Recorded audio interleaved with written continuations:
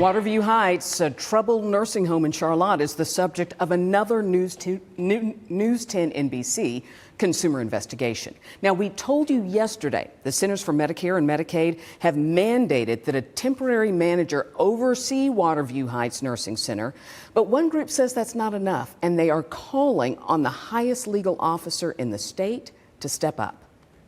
Waterview Heights Rehabilitation and Nursing Center. Weeds, feet tall, greet guests in the garden bed out front, hinting at the growing dysfunction inside. The stories told, now too numerous to count. What was your first impression when you walked in? Terrible.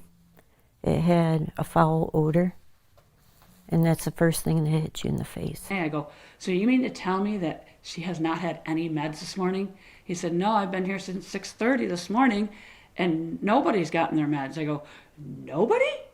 Nobody. The biggest problem is that they're understaffed. And that's been a problem since I've been there. Were you worried about the health and safety of your residents? Yes, ma'am. I've done several anonymous reports to the Department of Health about the condition of the residents and I just could not stand to see people like that. Over 7 months, family members, employees, and former employees have described deplorable conditions. Residents lying in their own waste for hours.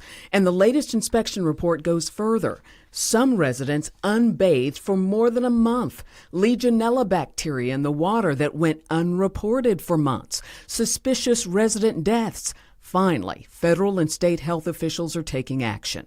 They've imposed some civil monetary penalties on the owner, which I think is very warranted.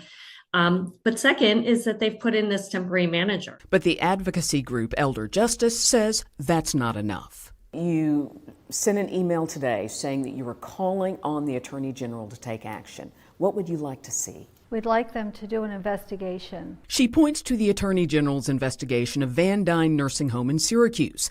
This week, the Attorney General announced her investigation and court action against the home resulted in $12 million in penalties and independent monitors for health care, finances, and compliance.